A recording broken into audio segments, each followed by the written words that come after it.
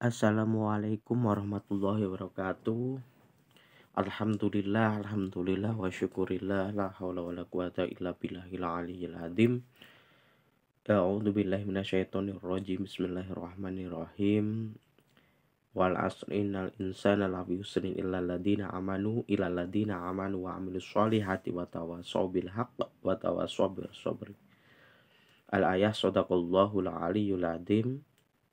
Yang pertama, puji syukur tidak lupa kita panjatkan kehadirat Allah Subhanahu wa taala, yang mana pada kesempatan pagi hari ini kita masih dapat bertatap muka dalam kuliah virtual tanpa suatu halangan apapun, dan Allah selalu memberikan kita nikmat kesehatan.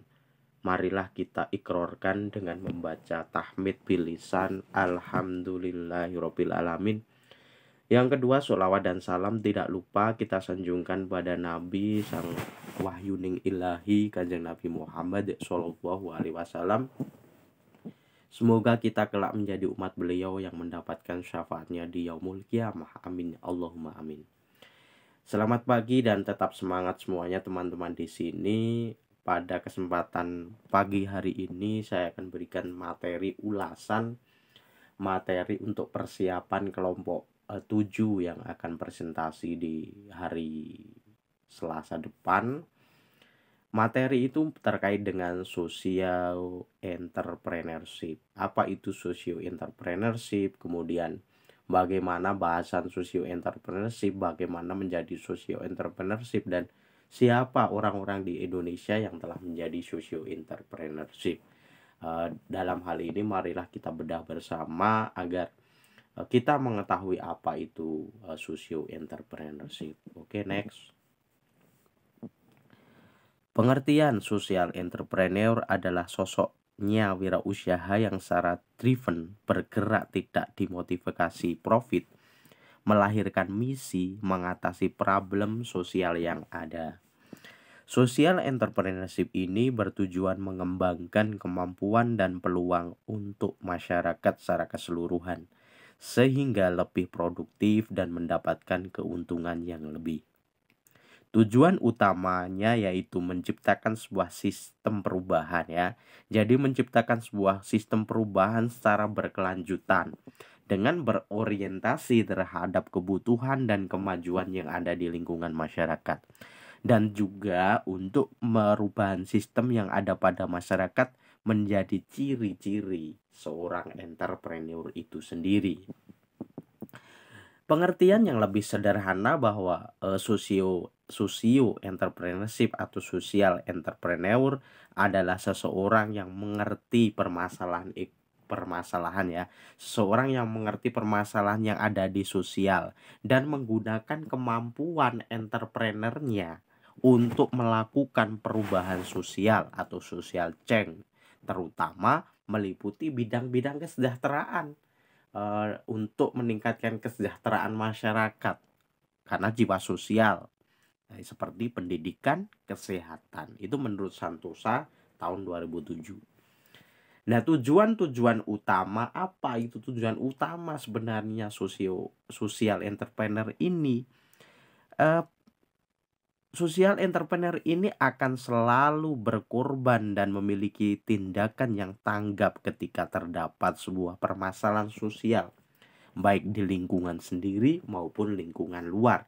Katakanlah ada seperti permasalahan sosial yang itu berada di lingkungan sendiri. Misalnya banyak anak-anak yang sudah selesai menempuh pendidikan tingkat SMA misalnya, mereka hanya nganggur di rumah, tidak mendapatkan pekerjaan, mau bekerja keluar, umurnya masih muda, mau bekerja di lingkungannya sendiri, keterampilannya belum mumpuni, misalnya bertani, bercocok tanam. Nah, seseorang social entrepreneur ini mampu membuka peluang baru bagi mereka, misalnya melakukan pelatihan seperti pelatihan otomotif, pelatihan menjahit, atau pelatihan lain, ataupun memberikan pelatihan mereka tentang peluang-peluang usaha baru, misalnya di dalam bidang kuliner ya, pelatihan membuat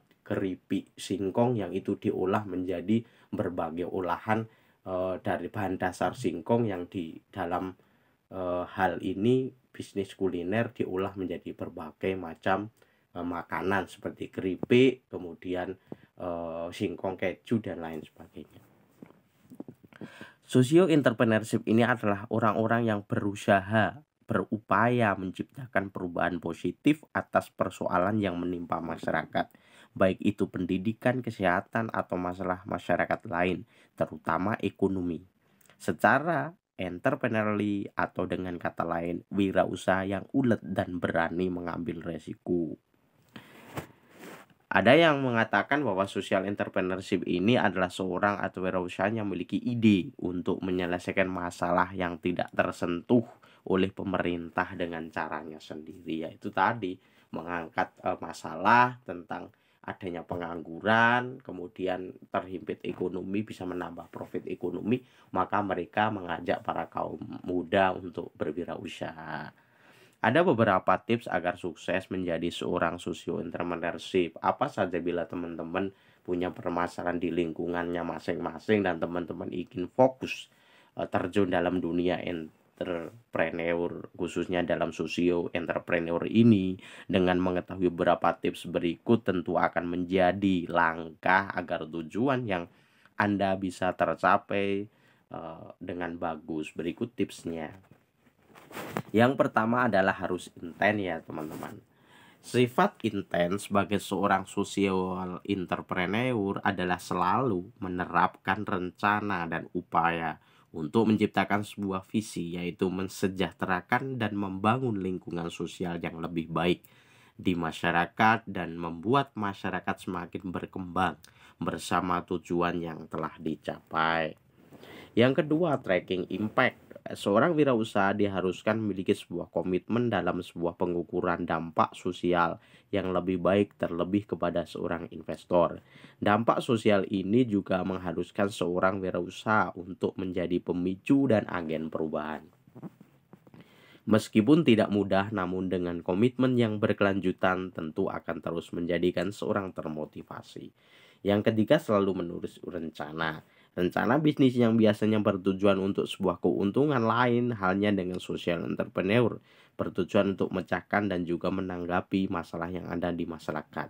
Jadi rencana-rencana yang akan dicapai itu ditulis dengan bagus, kemudian rencana itu direalisasikan satu persatu agar menjadi social entrepreneur ini dapat berjalan dengan bagus dan juga terukur, terarah, dan tujuan dapat tercapai dengan baik. Selanjutnya melakukan riset market. Ini jelas riset market. Meskipun berbeda dengan usia konvensional lain, bisnis lain, namun social entrepreneur juga harus melakukan sebuah riset pasar sebelum menjalankannya. Hal ini akan dikarenakan untuk mencegah terjadinya kerugian besar akibat perencanaan yang kurang matang. Nah, kerugian bisa saja didapatkan ketika perencanaan dalam menjaring konsumen kurang matang dan salah sasaran. Maka harus direncanakan dan dilakukan riset pasar dengan matang. Yang selanjutnya adalah fokus pada customer experience. Berfokus pada customer experience pada dasarnya berfokus pada pengalaman customer untuk memberikan pengalaman yang menyenangkan akan berimbas pada bisnis yang dijalankan.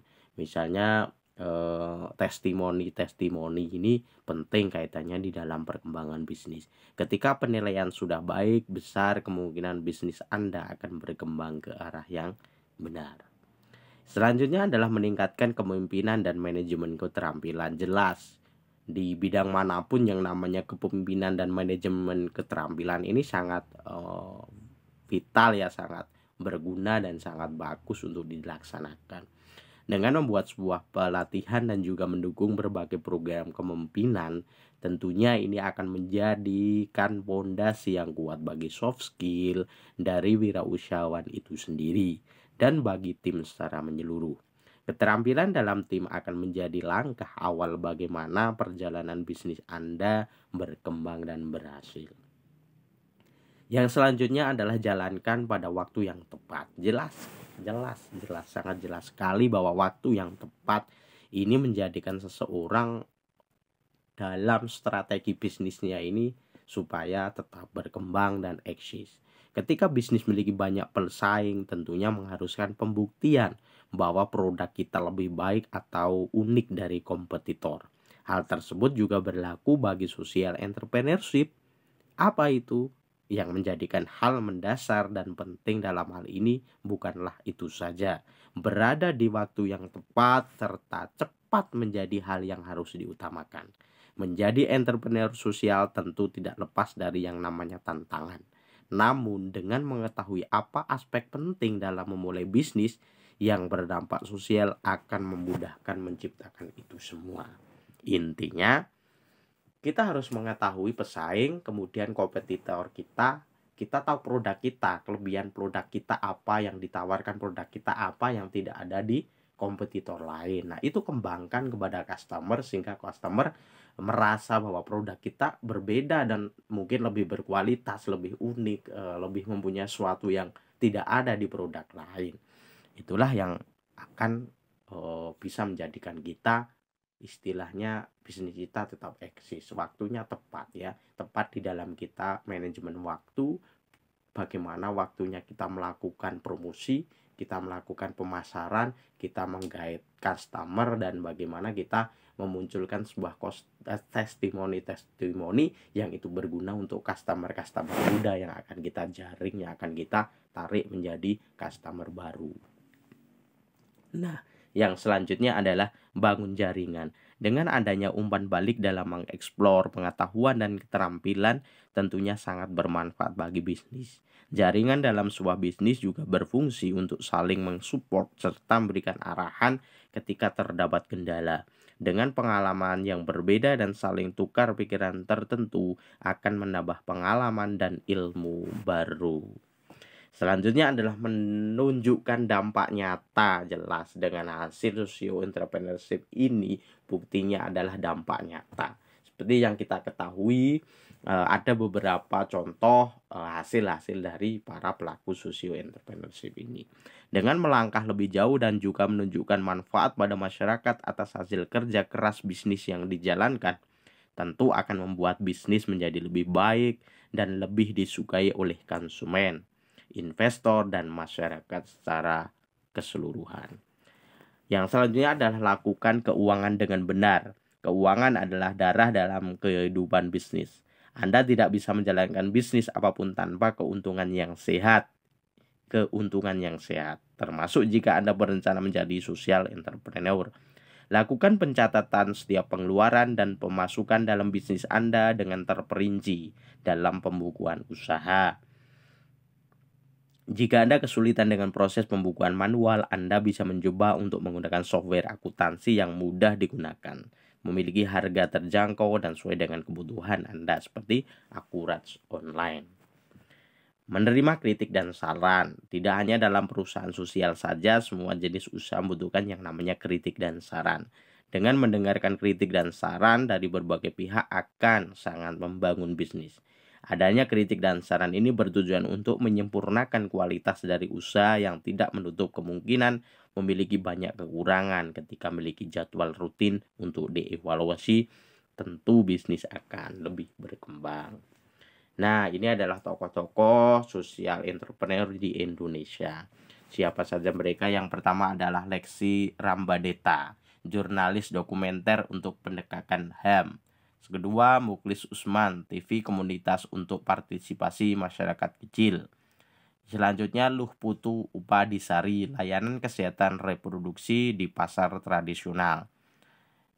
Selanjutnya, Syafi Anwar, pendidikan pluralisme di pesantren melalui pembelajaran berbasis internet. Toto Sugito, gerakan Back to Work untuk mencegah perubahan iklim. Valentinus Heri, jaringan madu hutan untuk berkelanjutan ekonomi dan lingkungan. Selanjutnya, Ana Alis Jabana, asuh dini tumbuh kembang anak. Selanjutnya, yang terakhir, Billy Smith, penciptaan hutan hujan tropis untuk penghidupan berkelanjutan dan konservasi orang hutan. Ini adalah beberapa tokoh-tokoh di Indonesia yang sudah memberikan dampak nyata secara masif dan terkenal secara nasional. Nah, tentunya teman-teman juga menjadi socio entrepreneurship muda yang bisa memberikan dampak-dampak seperti mereka. Oke, itu materi yang bisa saya sampaikan hari ini. Kurang lebihnya mohon maaf, dan nanti untuk kelompok 7 yang akan presentasi minggu depan akan melakukan riset mini tentang socio entrepreneurship.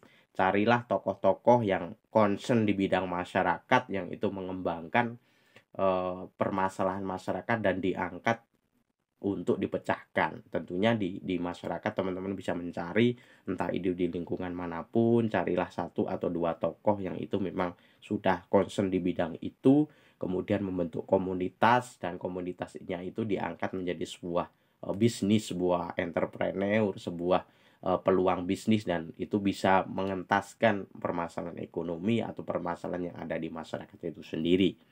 Itu cukup dari saya, kurang lebihnya mohon maaf. Sampai kita bertemu di pertemuan minggu depan. Tetap jaga kesehatan dan jangan lupa selalu bahagia, karena kebahagiaan itu menjadi kunci pokok dalam kita menjalin sebuah silaturahmi dan dalam kita menjadi manusia yang sehat dan selalu tetap semangat. Tadi saya cukup sekian. Wassalamualaikum warahmatullahi wabarakatuh.